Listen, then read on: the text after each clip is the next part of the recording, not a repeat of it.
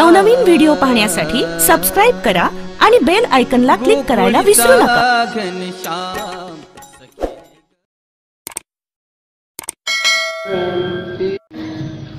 धन्य धन्य निवृत्ती देवा काय महिमा वर्णावा, शिवावतार धरून केले ते पावन, समाधी त्र्यंबक शिखरी मागे शोभे ब्रह्मगिरी, शिवावतार धरून केले त्रैलोक्य पावन, निवृत्तीनाथांचे चरणी निवृत्तीनाथांचे चरणी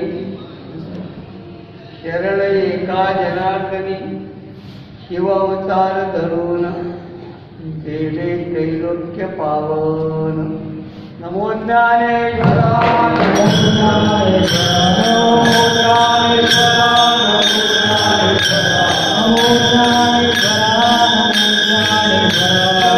ज्ञानेश्वराय नमो ज्ञानेश्वराय निवृत्ती उदारा गोपाळ देवाय, निवृत्ती उदारा गोपाळ देवाय, निवृत्ती उदारा गोपाळ देवाय, मुक्ताबाई नमो त्रिभुवन पावनी, मुक्ताबाई नमो त्रिभुवन पावनी, मुक्ताबाई नमो त्रिभुवन पावनी, मुक्ताबाई नमो त्रिभुवन पावनी, जननी देवानी आदर जगत देवानी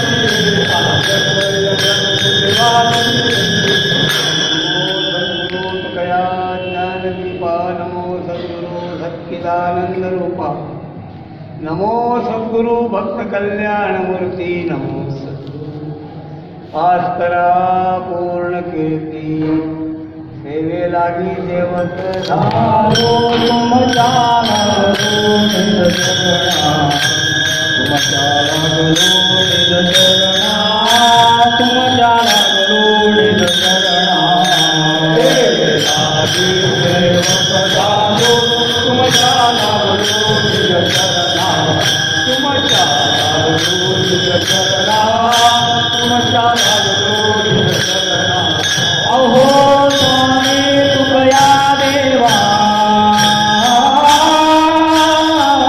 यावरे न करावा भेदू, यावरे न करावा भेदू, यावरे न करावा भेदू, अहो स्वामी तुकया देवा,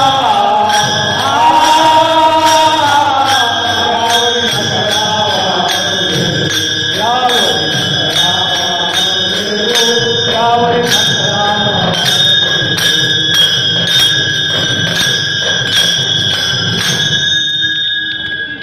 धन्य धन्य निवृत्ती देवा काय महिमा वर्णावा, शिवावतार धरून केले त्रैलोक्य पावन, सेवेला घेतलेला भंग। शांती ब्रह्म असणारे एकनाथ महाराजांचा आहे, निवृत्तीनाथांची स्तुती करणारा अभंग आहे।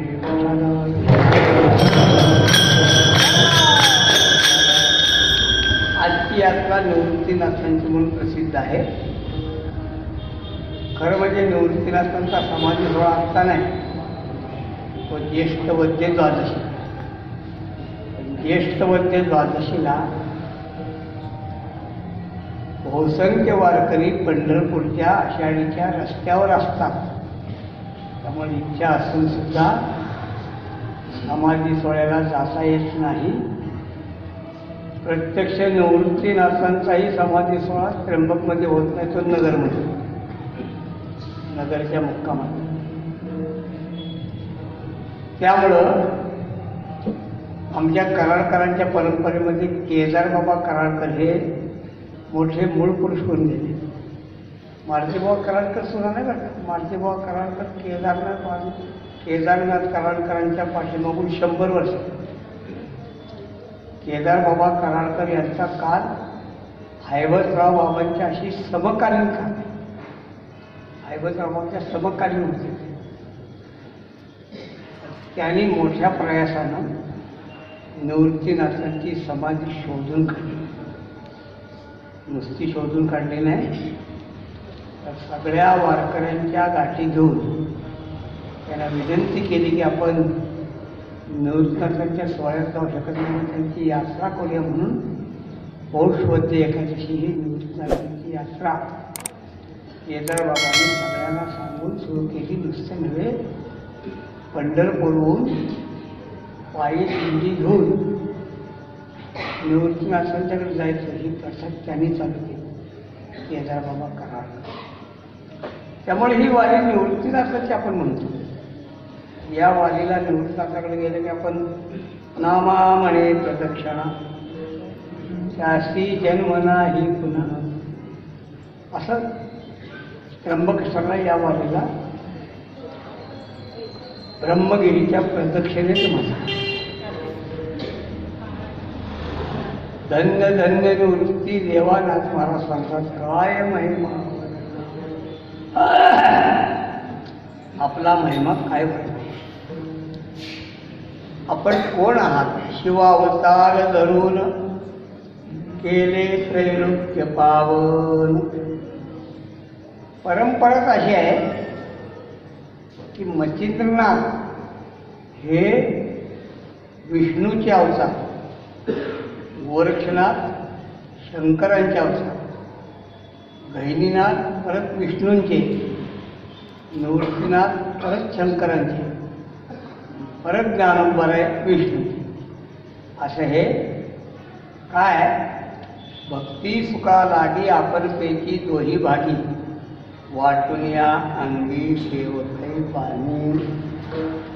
सगळ्या जगाचा सारांश सांगायचा म्हटलं तर तुकोबाराय सांगतात, सगळं जग काय. तुका म्हणे न लगे जावे वनांतरा,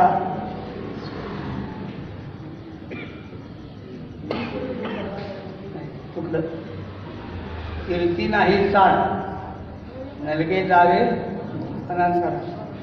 तुका म्हणे हरिहरात मस्तकी पृथ्वी. संपूर्ण पृथ्वी हरिहरात्मक आहे. भारताच्या सगळ्या प्रदेशामध्ये आपण गेलो तर विष्णू भगवान आणि शंकर भगवान यांचीच उपासना प्रामुख्यानं सगळ्या ठिकाणी चालते. म्हणून महाभारतामध्ये प्रसंग असा आहे, भीमाला एक मुलगा होता, त्याचं नाव होतं बबरू. युद्धाच्या वेळेला भगवान श्रीकृष्ण काय म्हणले, प्रत्येकानं आपापली शक्ती पणाला लावली पाहिजे. सर्वांनी कुठं आपलं काय असेल ते तिथे सहकार्याला आणा.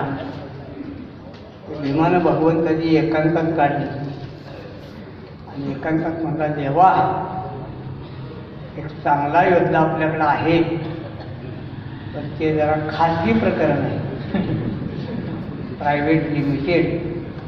भगवान म्हणले, निवडणुकीच्या वेळेला असा विचार करायचा नसतो, जे असेल त्या आण. ते बबरू, त्या बबरूचं वैशिष्ट्य असं होतं, त्यानं मोठी तपश्चर्या करून धनुर्विद्या शिकला होता आणि त्याच्या भात्यामध्ये 3च बाण असतात, फक्त 3. त्या 3 बाणांचं वैशिष्ट्य असं असायचं की तो बाण त्यानं सोडला तर शत्रूला भेदून परत येऊन त्याच्या भात्यात बसायचं. भगवान म्हणजे बघूला का 3 बाणानं काय व्हायचं कोणाला. इथं नुसता एक बाण सोडला तर एका बाणामध्ये 1000 बाण निर्माण करण्याचं सामर्थ्य योद्ध्यांच्यामध्ये आहे. सुद्धा 3 बाणांची लाट कुठे शिजायची, तुम्हाला 3 बाण असले नाहीत, ते अमुक बाण आहेत, अमोघ. तुकोबाराय सांगतात, बबरूची या बाणे वर्माशी स्पर्श येतो नाही ठावे मोकलीच्या. बबरूचा बाण वर्माला स्पर्श करतो, तो वर्माला भेदतो. भगवान म्हणले, याचा पुरावा तुझ्याकडे काय. तुम्हाला पुरावा सांगतो. त्यानं बाण काढला आणि बाणाच्या टोकाला त्यानं शेंदूर लावला आणि तो बाण त्यानं आकाशात सोडला आणि सांगितलं, त्यातला प्रत्येकानं आपले अवयव तपसा, जिथं तुम्हाला शेंदूर लागला असेल तिथं तुमचं मरण. आता बाकी त्यांना तर मरण माहीत नव्हतं. भगवान श्रीकृष्णांना गेले माहीत होतं. भगवान एका बाजूला गेले त्यांनी उजवा पाय वर करून बघितलं तर बरोबर त्यांच्या उजव्या पायाला शेंदूर लागला होता. भगवान म्हणजे खरं आहे गड्या. बबरू तू कोणत्या बाजूला लढणार? बबरू म्हणला लय सोप आहे, पडती बाजू आपली. गोठा बबरू सरळ होता हो. तो म्हणला जी बाजू पडेल ती आपली. भगवान म्हणजे तो गोठा होता. असं पडती बाजू तुम्ही कसं काय चालेल? पडती बाजू तर शेवटी कौरवांचं सैन्य मोठं आहे, पण त्याची बाजू पडणार आहे माहिती होतं. आणि यानं जर कौरवांची बाजू घेतली तर याच्या माऱ्यापुढं पांडवांचं सैन्य टिकणार नाही. पण भगवान म्हणजे हे युद्धाच्या अगोदर त्याला मारणार आहे. युद्धाच्या अगोदर काय काय काय वेळेला आपलेच आमदार पाडायचे असतात.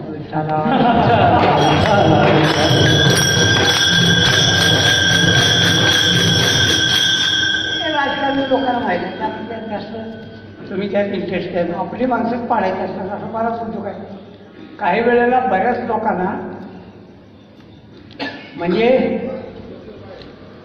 आपला उमेदवार निवडून आणण्यापेक्षा दुसऱ्याचा निवडून आणणं ह्याच्यामध्ये इंटरेस्ट असतो. ते त्यांचं त्यांना माहीत. आपल्याला काही ते चौकशी करू नका.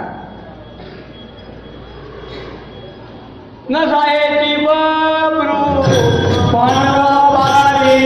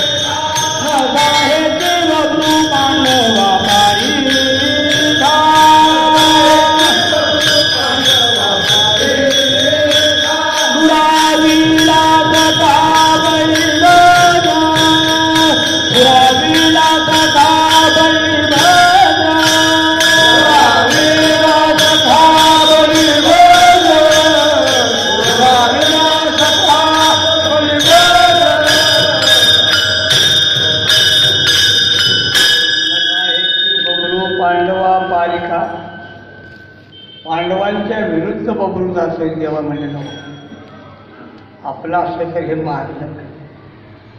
भगवंताने अशी योजना केली. बघ युद्धामध्ये ज्याला जय मिळायचा असतो त्यानं युद्धाच्या अगोदर रणखांब पोचायचा असतो.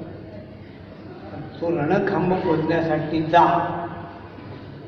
तो दिवस होता कार्तिक वद्य अमावस्या.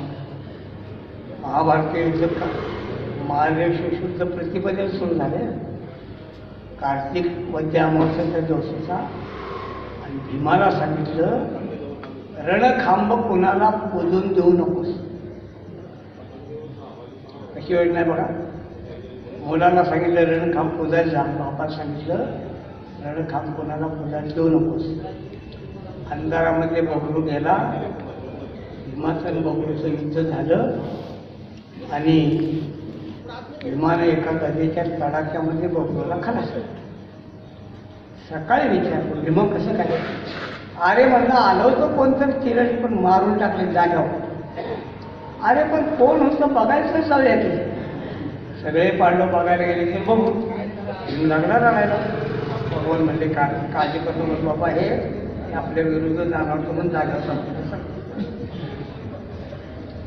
बबरू मेला ना. बबरू जिवंत.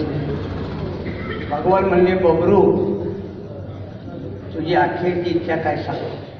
बबरू म्हणला देवा हे महाभारतीय युद्ध हे अद्वितीय आहे, हे अभूतपूर्व आहे. पण मला हे युद्ध बघण्याची माझी इच्छा होती. तर हे युद्ध संपेपर्यंत मी मरू नये अशी योजना करते. भगवंतानी बबरूला उचलला. शेजारी एक टेकडी होती, त्या टेकडीवर असा युद्धाच्या बाजूला बारीक करून त्याला झोपवलं एका कुशीत. बघ म्हणजे 8 दिवसापूर्वी युद्ध संपलं, पांडवांचा विजय झाला. विजय झाल्यानंतर या विजयाचं श्रेय कोणी घ्यायचं याची स्पर्धा कुठेही लागते, त्यात वाद नाही.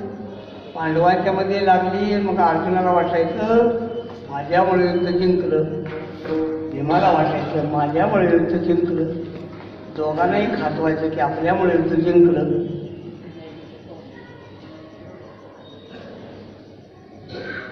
भगवान म्हणले तुम्ही भांडू नका, युद्ध कोणी जिंकलंय बघण्यासाठी एक साक्षीदार आहे, त्यानं 18 दिवस युद्ध बघितलंय. सगळ्या पांडवांना घेऊन आले बबरू, आणि बबरूला विचारलं बबरू युद्ध पाहिलं का? मग या युद्धामध्ये कोण कोण लढलं माहित आहे का? तर म्हणजे कोण लढलं? बबरू म्हणला या युद्धामध्ये फक्त 2च माणसं लढली. 2 माणसं म्हणलं. भीमाला अर्जुनाला वाटलं बहुतेक आपलंच नाव येणार. आणि कोणती 2 माणसं लढली? त्यानं सांगितलं हे युद्ध फक्त दोघांनी केलं, हरी आणि हर. मला हे सांग, हरी आणि हर. भीमाचा नाव चेहरा पडला, कुठलं काही सांगितलं? हरी हरी तर रस्त्यावर बसला होता, अगोदर प्रतिज्ञा होती न धरी शस्त्र कधी. आणि हार हर तर म्हणजे धर्या होता, आणि यांनी केव्हा युद्ध केलं? म्हणजे हरिहर कोण? ते म्हणजे रथावर श्रीकृष्ण, ध्वजस्तंभावर वानर, वरती मंत्र, या दोघांनी युद्ध केलं. म्हणजे काय? म्हणजे ऐका, हनुमंतराय अर्जुनाच्या ध्वजावर बसले होते, म्हणजे काय भजी खायसाठी बसले नव्हते. हनुमंतराय मधनं हुप हुप असा बुभुक्कार करायचे, आणि हनुमंतराय बुभुक्कार केला की त्यांच्या बुभुक्कारामध्ये कौरवांचं हजारो सैन्य मारायचं. विठ्ठला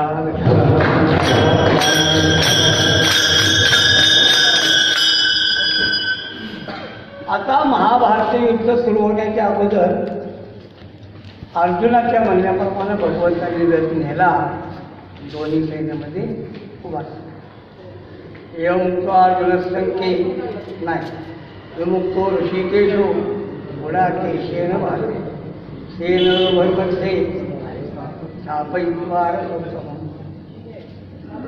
भीष्म द्रोण प्रमुख 6 सर्वेशांचे मशीन वाच्य वाच पश्चेचा समवेचा. भगवान म्हणले पार्था हे कौरवांचं सैन्य पहा. असं भगवान जेव्हा म्हणले ना, तेव्हा भगवंतांनी दोन्ही सैन्याच्यावर दृष्टी टाकली ना, तेव्हा त्यांचे प्राण काढून घेतले. असं मी म्हणत नाही, असं भगवान म्हणतो. जेव्हा हे माझ्या वदनी गेले तेव्हाच त्यांचे जीवित सरले. भगवान सांगतात हे कालोच मी लोकक्षेत्र प्रवृत्ता, हे सगळं सैन्य माझ्या तोंडात गेलं बघितलं, आणि त्यावेळेस ते मेले. आणि तू फक्त रेल्वेन काम केल्या का? पूल आम्हीच बांधला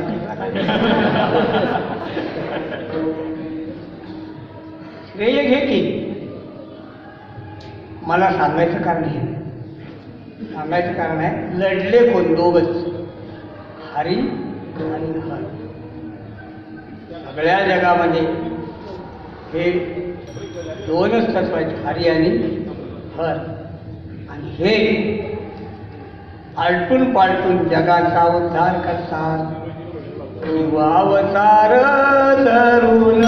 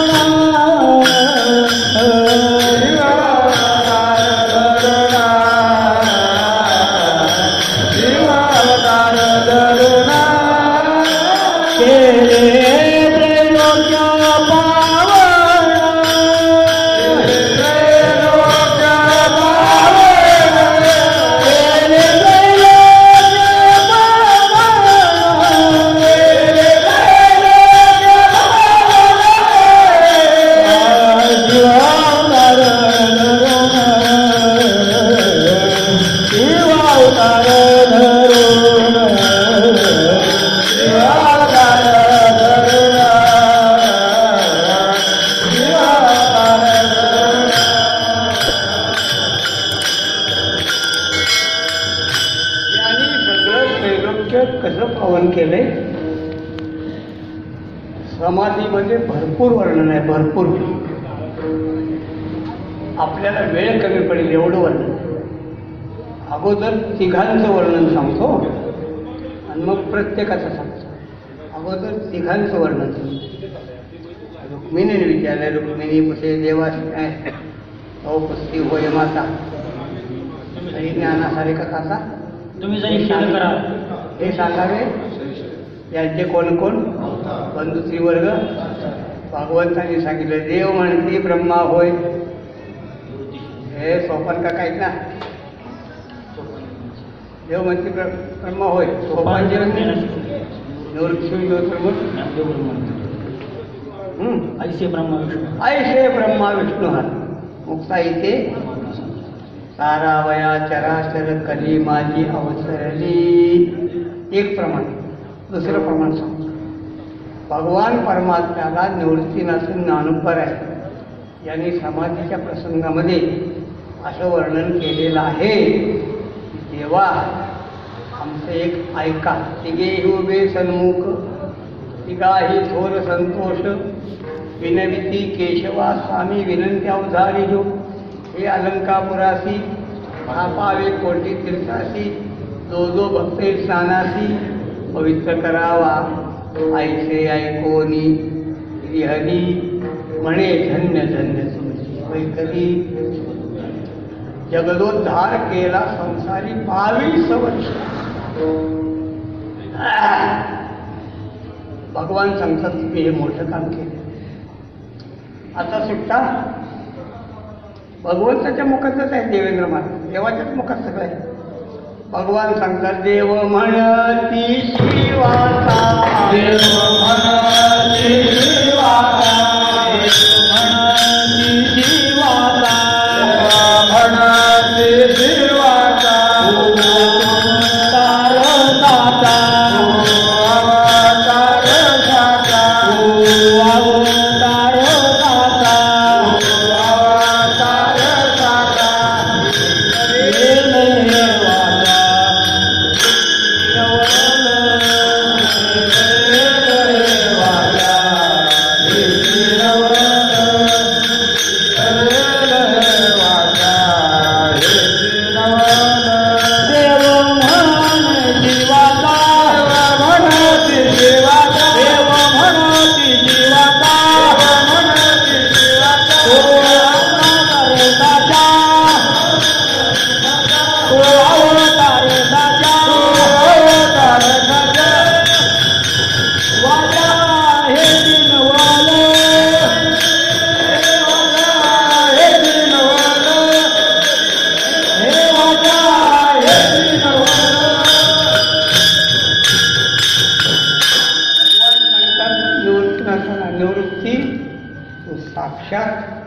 शंकर भगवान आहे.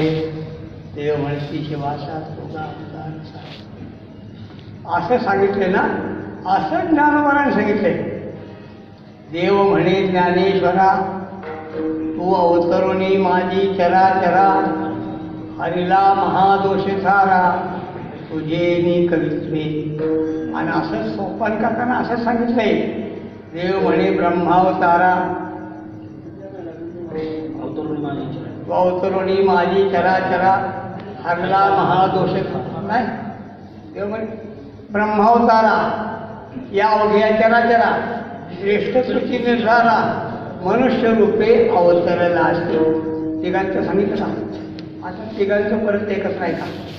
ऐसे ऐकोनी शिवे म्हणजे धन्य धन्य तुमची एवढं दार 22 वर्ष जो दिवस उगवला तो ज्ञानदेवे पदपदांतरी आत्माराम पूर्वी अनंत भक्त झाले, मागे खूप झालेले, पुढेही भविष्य परिनिवृत्ती सोपाने सोडविले अपार जीवजंतू.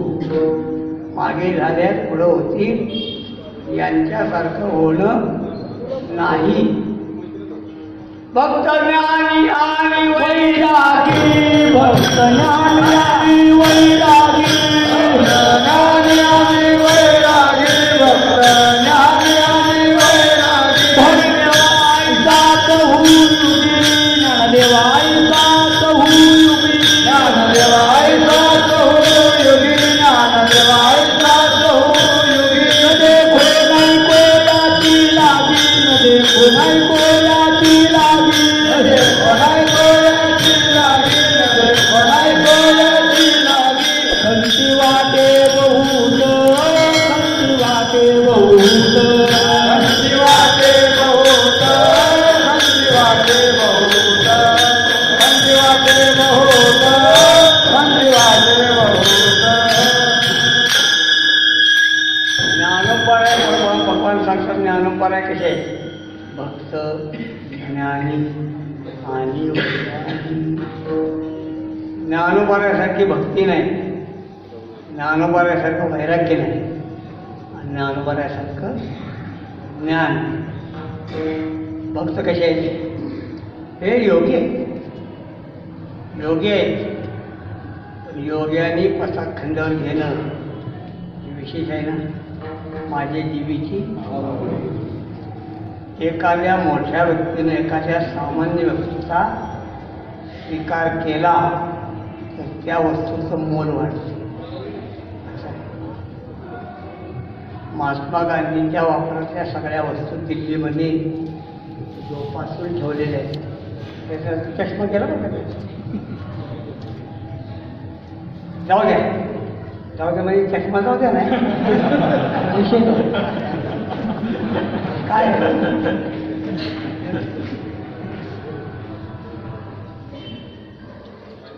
माझे जीविका ज्ञानवंती भक्ती आहे. जाई नगे माये याची नमायला. ज्ञानोबारांनी पंढरपूरला चालत जाण्याची ओढ निर्माण केली. ज्ञानोबारांच्या अगोदर पंढरपूरला चालत जाण्याच्या प्रथा नव्हत्या, असं नाही, होत्या. माणसं चालत जात होती, पण त्याला सामूहिक स्वरूप देण्याचं काम ज्ञानोबारांनी. फक्त आता ज्ञानाचं काय सांगावं, एकच प्रमाण ऐके ज्ञान चक्रवर्ती. तो ज्ञानाची वैराग्य काय? ज्ञानोबारांच्या शब्दाचं ज्ञानोबारांचं वैराग्य. जन्मतेनी प्रसंगे श्री देह शिवज्ञानगे तेथून जन्म अवघे सोळे.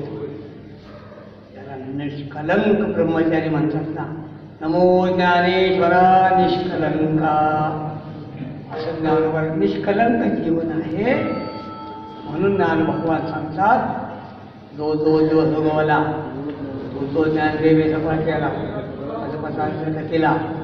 जिने आत्माराम संतोषे पूर्वी अनंत भक्त झाले, पुढे भविष्य बोलले, वृत्ती सोपाने सोडविले माझे जंतू. जे मनुष्य गण प्राणी,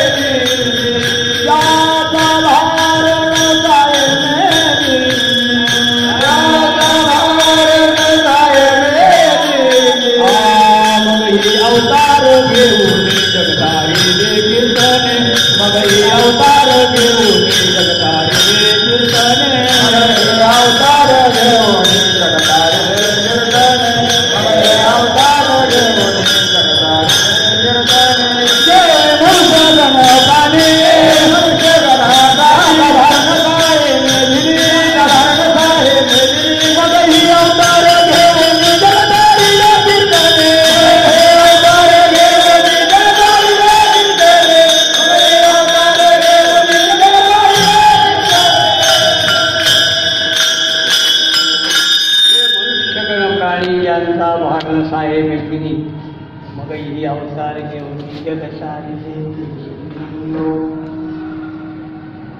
असं ज्ञानेश्वर सांगतो. ज्ञानेश्वरीमध्ये गहिनी नसताना निवृत्ती नसताना उपदेश केला.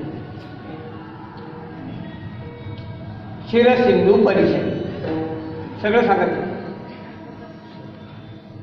ते अज्ञान निवृत्तीनाथा दिलेली ऐसी कैसी दिलेली ना आदि गुरु शंकरा लागोनी शिष्य परंपरा बोधाचा हा संसारा झाला जो आमचे तो हातो घेऊनी आगवा कळी केळीचया जीवा सर्व प्रकारे धावा करी पा वेगी.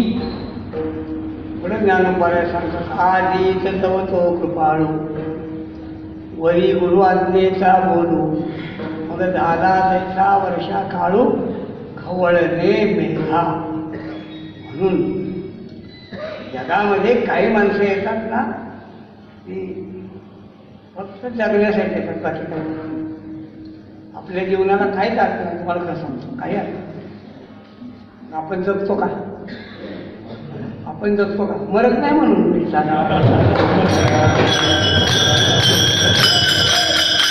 एका माणसाला असं विचारलं की मुंबईला काय आहे काय? मुंबईमध्ये माझ्यासारखा कीर्तनकार मुंबईमध्ये एक रात्रभर दम काढतो आहे काय? सगळं प्रदूषण सगळा खडखडाट. मुंबई रात्री 2 ते सकाळी 4 2 तास झोपलेली असते. 4ला डोक्याचं खडखड खडखड सुरू झालं. बीएसटीची घरघर सुरू झाली. रात्री 2 वाजेपर्यंत बंद होत असेल. चला आहे काय म्हणलं मुंबई काय मुंबई? तुम्ही कसं जगत असाल देवाला माहिती. त्या माणसानं मला उत्तर दिलं बरं का. ते उत्तर लय महत्त्वाचं. तो म्हणला तात्या तुमचं खरं आहे. तुमचं खरं आहे पण मुंबईत एकच वैशिष्ट्य आहे इथं मरेपर्यंत जगता येतं.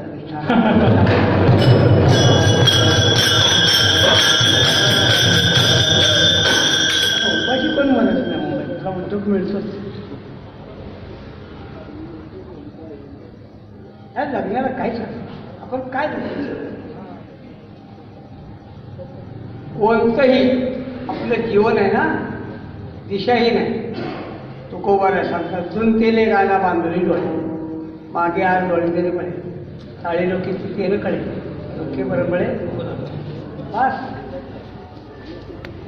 कर्माच्या चाकोरीमध्ये आपलं जीवन आहे. रेल्वेचा जो ड्रायव्हर आहे ना त्या रेल्वेला ड्रायव्हरला रेल्वे चालवण्याचा हक्क आहे वळवण्याचा. रेल्वेच्या ड्रायव्हरला रेल्वे वळवण्याचा हक्क नाही. तसा विमानाच्या पायलटला हक्क आहे. जहाजाच्या कप्तानला हक्क आहे. 4 व्हीलर 6 व्हीलर 12 व्हीलर 24 व्हीलर या सगळ्यांना हक्क आहे. एकच ड्रायव्हर परावलंबी रेल्वेचा की त्याला फक्त रेल्वे चालवायचा हक्क आहे वळवायचा हक्क. आणि त्याला जर वळवायचा हक्क असता तर पुण्यात रेल्वे आळली नसती काढली त्याला. मग विकास सांगतोय जिने पराधीन पाशी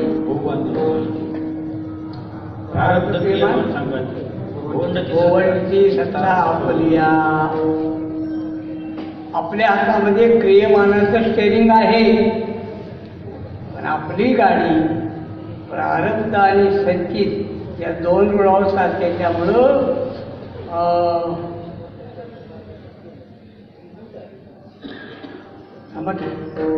आसाराम बापूचं वाक्य सांगतो. आसाराम बापूचं वाक्य आहे. त्यांचं वाक्य आहे समय से पहिले प्रारब्ध भाग्य से ज्यादा किसी को कभी कोई मिलता. हे वाक्य त्यांना मी लागू पडलं.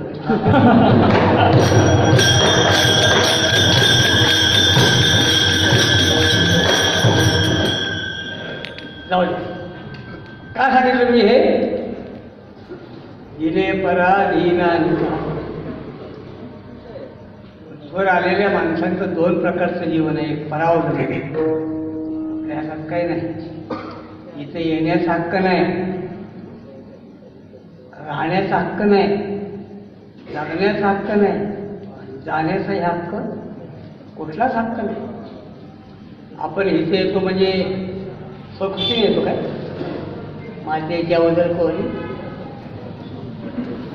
उकळून नवमासरी जन्मजन्मनी मरती. काय सांगू गरबीची म्हणजे बरं वाटतं काय? बरं वाटत नाही. भोगावं लागतं. जन्म घेणे लागतं. वासनेच्या आपल्याला ते भोग आपल्याला त्याला म्हणतात अनिच्छा प्रारब्ध. इच्छा नाही पण भोगावं आलं का? काय झालं काय? बहुतेक आपलं जीवन आहे ना मरेपर्यंत काय बिन ठरवतात असं का? आपण ठरवतो पर्यंत आमचं कर चमकं कर काही नाही. रावणासारखा बलाढ्य राजा तो जर जीवनामध्ये यशस्वी झाला तर तुमची टाळ कशी जायची? रावणाच्या 3 इच्छा होत्या.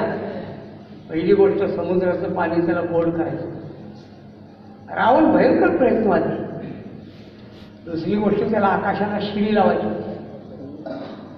तिसरी गोष्ट सोन्याला सुगंध आणायचा. तिन्ही गोष्टी त्याला करता आल्याच नाही. त्यानं समुद्राचं पाणी जर गोड केलं असतं तर भारतात दुष्काळ कधीच राहिला नाही. आपण मुंबईपासून इथं पण पाईपलाईन केली असते. काय ती एकदाच करायचं ना. सोन्याला सुगंध आला असता तर 50,000 रुपये तोळ्याचं सोनं 1,00,000 रुपये तोळा झाला असतं. कारण का दिसायला बी चांगला आहे आणि मधलं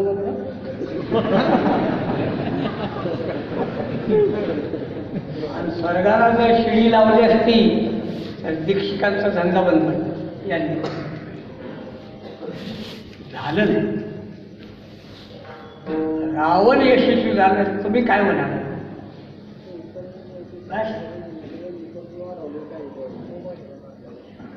दुर्योधन रडला अश्वत्थाम्याच्या जवळ. काय म्हणणार? अश्वत्थाम्या, अरे मला असं वाटत होतं 100त 1 तर मदत, 5त 1 तर मदत का नाही. 5त 1ही मेला आणि 100त 1ही जगला. ही जीवनाची दुर्दशा आहे. मला संत सांगायचं घेईन मी जन्म यासाठी देवा, घेईन मी जन्म यासाठी देवा, देवा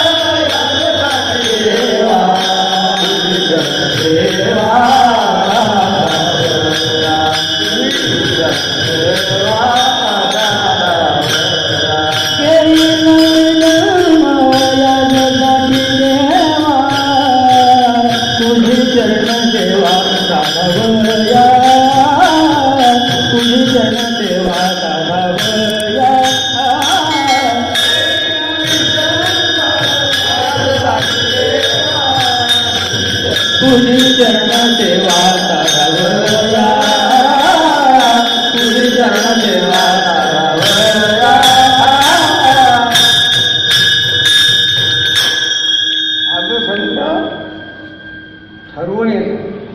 शोधून आले संत ठरवून येतात. जेलमध्ये जाणाऱ्याचे 2 प्रकार आहेत. जेलमध्ये गुन्हेगार शिक्षा भोगण्यासाठीच असतो आणि जेलर शिक्षा देण्यासाठी. जेल वाईट आहे ना? जेल वाईट आहे. जेलरला खूप वाईट. जेल हे जेलरला भूषण आहे. शाळेमध्ये जाणारे 2 प्रकार. शाळेमध्ये विद्यार्थी शिकायसाठी असतात. शिक्षक शिकवणे. जगामध्ये संत जेव्हा येतात तेव्हा ते सगळं जग शिकायसाठी येतं आणि संत शिकवण्यासाठी येतात. म्हणून म्हणतात शिवावतार धरून गेले त्रैलोक्य पाहून. असं ज्ञानेश्वर सांगायचं नाही. काय केलं मग? अर्थाचे ओरसे गीतार्थ ग्रंथन मिसे वर्षला शांत रसे तो हा ग्रंथो. 11वा अध्याय. तिरे संस्कृताची गहने ओढोनी मनाच्या रचिली धर्म निधाने निवृत्ती देवी. अरे संस्कृत समजायचं बघू कधी समजायचं. चला, आमच्यातला एक मुलगा 12 वाद्य असा म्हणायचा. 12 वाद्य समशत्रौच मित्रौच असं नाही. दीपक बुवा समशत्रौच मित्र. तो म्हणे म्हणायचा. त्याचं नाव प्रकाश यादव. चुकीचा. समशत्रौच मित्रौच हे म्हणलं मानलं गाड्या. का मानलं? संतांनी शत्रू आणि मित्रामध्ये समता बघितली, पण तू व्याकरणाची समता कुठला काय काय रण सांगा बघू. सांगा. एका विद्यार्थ्याला प्रश्न विचारला. असं आहे, असा प्रश्न विचारला होता. क्रामंतम वापी भुंजानं वा गुणान्वितमा मूढानानुपश्यन्ति पश्यन्ति. मी त्याला विचारलं पश्यन्ति ज्ञानचक्षुषा. हे पश्यन्ति हे क्रियापद बहुवचन आहे का एकवचन आहे? बहुवचन आहे. मग चक्षुषा हा शब्द एकवचन आहे का बहुवचन आहे? तो म्हणलं एकवचन आहे. हे तर मला उत्तर दे म्हण. त्याला उत्तर आणून देता आलं नाही. अजून बऱ्याचशा लोकांना माहीत नाही की चक्षुषा हे बहुवचन आहे. संस्कृत अवघड आहे. येही संस्पर्शजा भोगा दुःख येऊ नये अत्यंतवंत.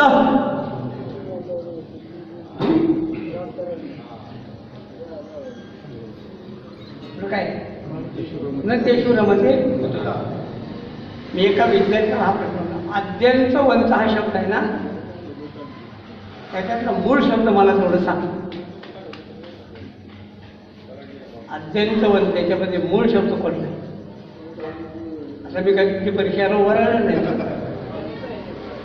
मला हे सांगायचं की संस्कृत तज्ञ असल्या माणसाला सुद्धा संस्कृत कळणं कठीण आहे. देवा कसं आहे, दुंडा भारताचं वाक्य आहे. दुंडा भारताचं ते म्हणायचे अनुस्वारम देतम संस्कृतम होतम. पुढे सांगायचे काष्टम कोरे ते भुंगा पुष्कटम पडते भुंग.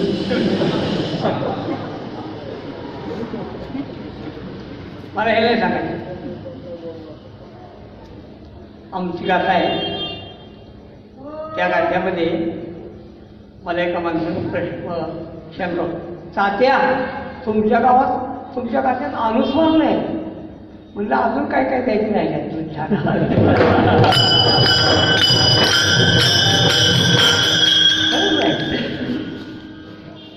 एका व्यक्तीने आम्ही गाथा छापली आणि ती गाथा त्यानं दुरुस्ती केली. बरं का, जिथं जिथं सहस्र शब्द आहे ना, सहस्र त्यांनी तर खुडला आणि सहस्त्र केलं.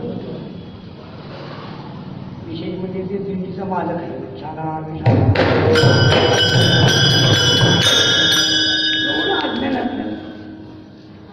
ज्ञानोबा सांगतात संस्कृताचं गहन तीर यांनी तोडलं. सोडून या मराठी शब्द सोपाने रचिले धर्म निदानेची निवृत्ती देवी. म्हणून शिवावतार घेऊन केले त्रैलोक्य पावन निवृत्ती देवा.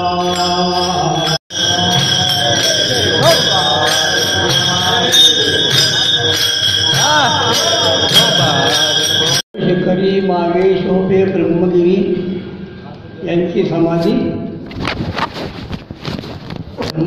आहे.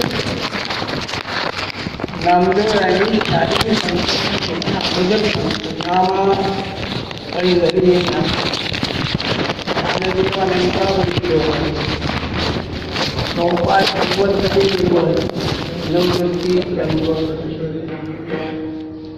त्र्यंबक का एक पहिली गोष्ट म्हणजे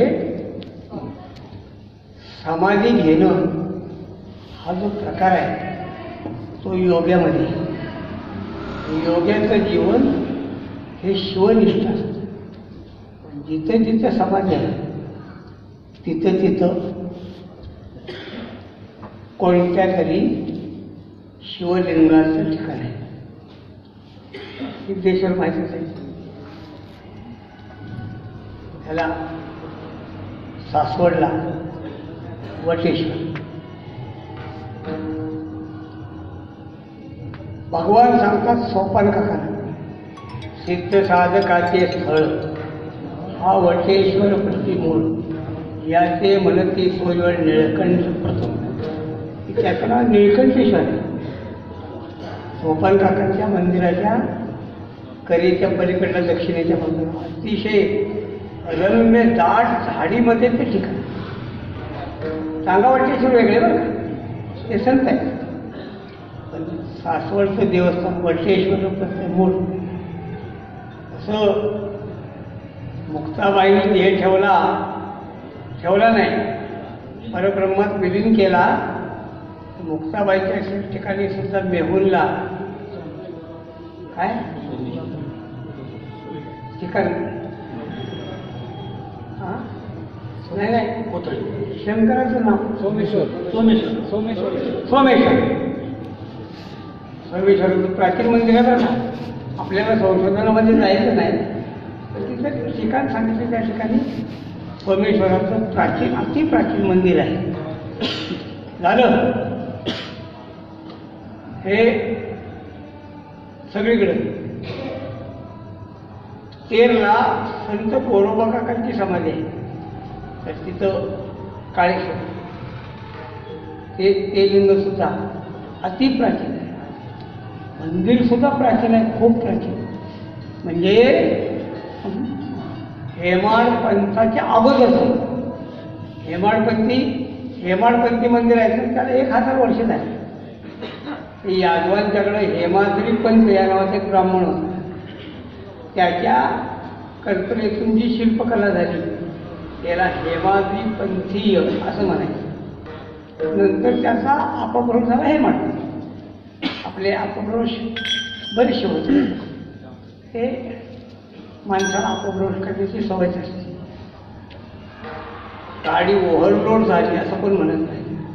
लोक म्हणतात गाडी ओव्हरलोड झाली. निम मराठी निम पूर्वीच्या काळी बाहेर दिशेला जाण्यासाठी पत्र्याचा डबा वापरला. पत्र्याचा त्याचं नाव 3 पॉट. 3 म्हणजे पत्रा, पॉट म्हणजे भांडं. लोकांनी त्याचं काय केलं, चिंबडं. अवघड कोणी नाही कधी सांगतो. मुंबईला मँचेस्टर कंपनी आहे कापडाची बरं का. तिथं कापड तयार असतं लोकांचं. मांजर पाठवून टाकतात. मांजर मुंबईला तुमच्याकडे साईन हार्स्ट रोड आहे ना, हार्बर राहिला साईन हार्स्ट रोड. सरळ लोकांना सांगा जाऊ दे, आपला विषय कोण आहे.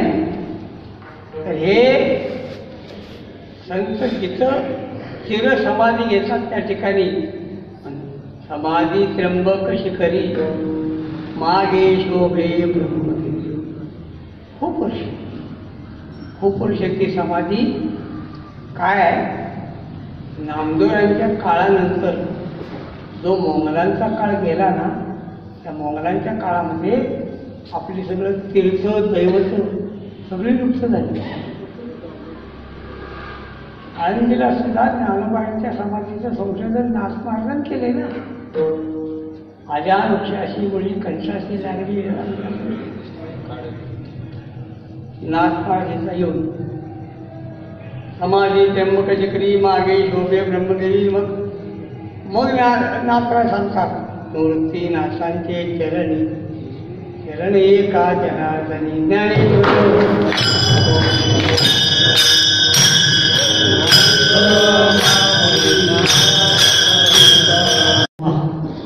देहांत प्रायश्चित सांगितलं त्यावेळेला वेळ घालवायचा नाही. आजच्या रात्रीच आळंदीत सोडायची म्हणून दोघांनी निश्चय केला. आणि रुक्मिणी माता स्त्री आहे हो, माता आहे ती. मातेचा लेकराचा जिव्हाळा एकदा मुलांच्यावर दृष्टी टाकून येते म्हणून रुक्मिणी माता आत गेल्या आणि चारही मुलांच्या अंगावर प्रेमानं हात फिरवला. त्यांना माहीत होता एवढा सुद्धा प्रेमाचा हात त्यांना मिळणार नाही. अगोदर तर जीवनाचा उन्हाळा झाला आणि जेव्हा निवृत्तीनाथाजवळ आल्या तेव्हा त्यांना आपलं दुःख आवडलं नाही. त्यांच्या डोळ्यातलं अश्रू निवृत्तीनाथाच्या अंगावर पडले. निवृत्तीनाथ जागे झाले. आई तोंडावर हात ठेवला आणि सांगितलं बोलू नकोस, तुला सांगायचंच आहे, सगळं सांगितलं. आणि सांगितलं आश्चर्य वाटून घेऊ नकोस, हे अपरिहार्य. आमच्या पश्चात तरी तुमचं जीवन चांगलं व्हावं आम्ही त्याग करतोय. निवृत्ती आम्ही चाललो. याच्यानंतर 3 भावंडाची ऐकूच 3 भावंडाचा पिता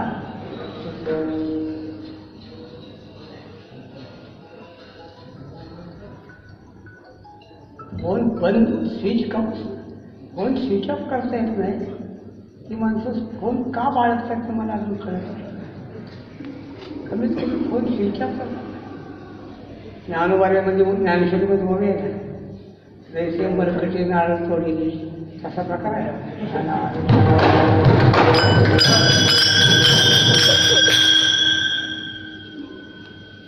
मला वाढवायचं नाही. आई वडील गेले. निवृत्तीनाथ निरोप देण्यासाठी आले आणि परत येऊन झोपडीत बसले. तर निवृत्तीनाथ रात्रभर रडत होते एकटे. सगळा प्रसंग मोठा लक्षात आला. असं बरं आहे अंगा सध्या की दुसऱ्या दाबा ते रड दाबा त्याला आऊट करून टाका. कीर्तन झालं त्याला चालू करून द्या परत, नाहीतर ते म्हणतील मोबाईल मिळेला.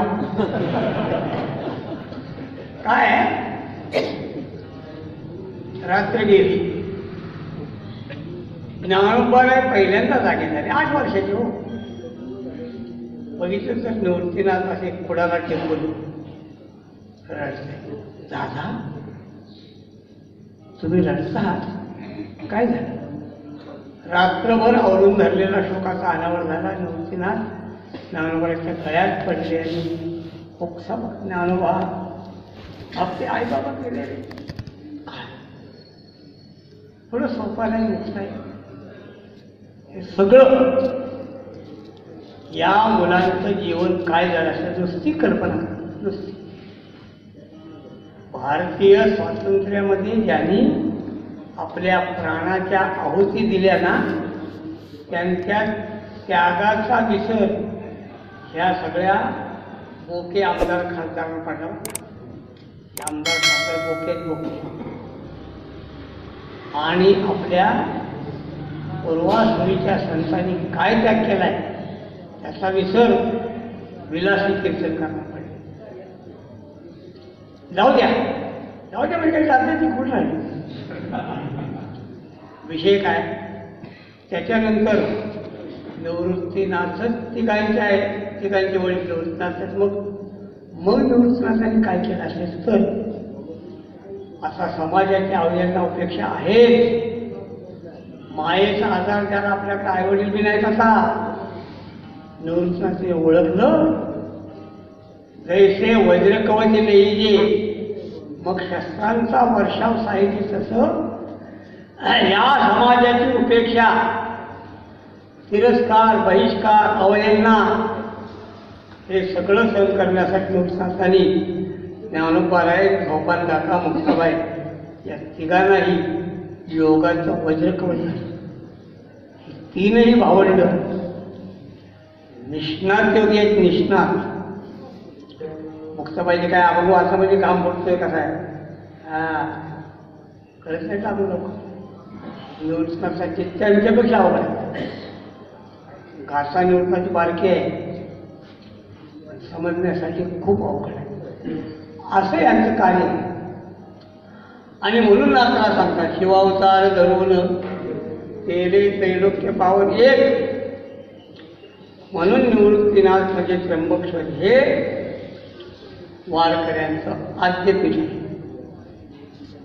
आपण 2 वर्षापूर्वी त्र्यंबकेश्वरला जो संस्था केला मोठा 12 दिवसापासून, त्यामध्ये आपण कीर्तनामध्ये जाहीर करून टाकलं की निवृत्तीनाथांचा कळस सोन्याचा होईल आणि तेवढं सगळं सोनं आम्ही देणार.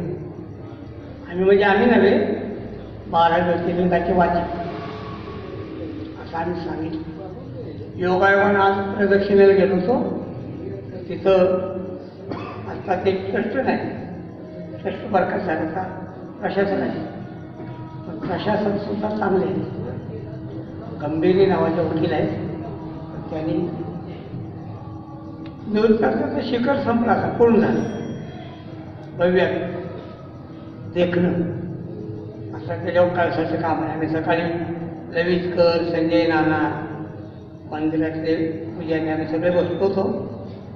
त्याच्यामध्ये ठरलं संपूर्ण कळसाला सोन्याचं पाणी नाही द्यायचं, सोन्याचा पत्रा मांडवा, पाणी नाही द्यायचं, सोन्याच्या पत्र्यानं मांडवायचं. त्याला सोनं लागतं 1.25 किलो, म्हणजे 125 तोळे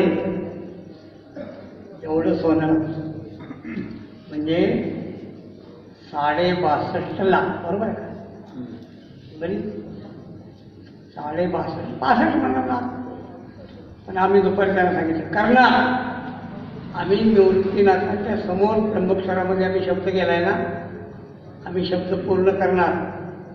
पण सकाळी ठरलं आणि मग काय अवघड नाही तसं जास्त. तुमचा बीपी वगैरे वाढला नाही,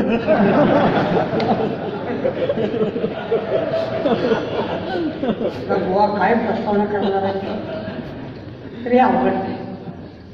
125 तोळं महाराष्ट्राला अवघड नाही हो. शिवाजी महाराजांचं सोन्याचं 32 मनाचं सुवासन करायचं चाललंय भिडे गुरुजी. त्याचं वजन आहे 128 किलो. किती आहे? 128 किलो. आणि आपलं किती आहे? 125 तोळे. तोळा मासा